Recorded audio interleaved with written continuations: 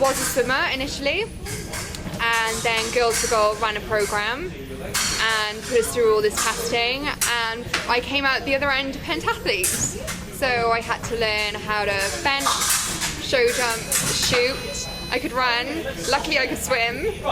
But yeah, that's pretty much how I got into it.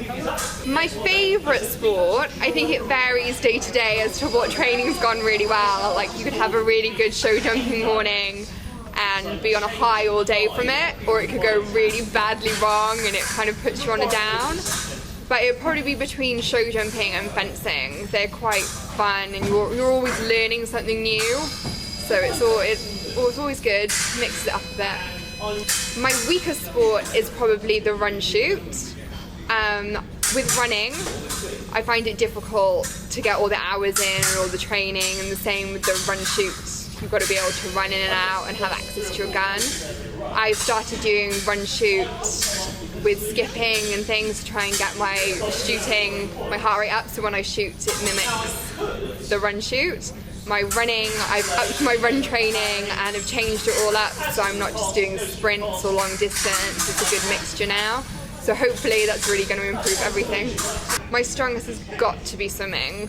Pentathletes don't generally swim very well. We are all getting better, but if I didn't train for a significant amount of time, I still wouldn't look silly doing a pentathlete competition.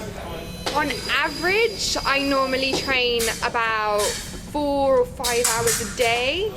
It depends on what day it is, whether or not I'd swim for an hour, run for an hour, gym for an hour, shoot for 2 hours, fence for an hour. It just really depends on what day, but it probably averages to about 4 or 5 hours a day. I'm really lucky, I'm self-employed, so I can kind of move my clients around my sport, and it's quite flexible, so if people need a certain time, I can slot them in and just move my training. Most of my training is quite flexible. There are certain things like my fencing and my swimming that aren't. They're all fixed times, but apart from that, it's pretty flexible, so I'm quite lucky from that point of view. I was still swimming when I was 19. I think Girls for Gold did their testing on all different girls across all different sports when I was 20. So I started pentathlon when I was 21.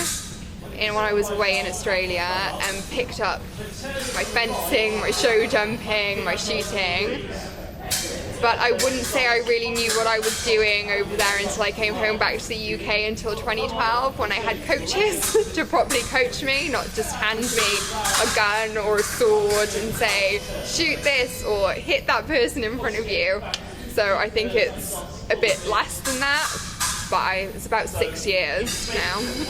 My future goals would be to go as far as I can in my sport as pentathlon, and also in the individual sports. I was lucky enough to go to the Commonwealth Championships of fencing, so it would be quite nice to see how far I could go with shooting, fencing, and everything else as a whole would be quite cool. So as long as I'm having fun, I'm quite happy.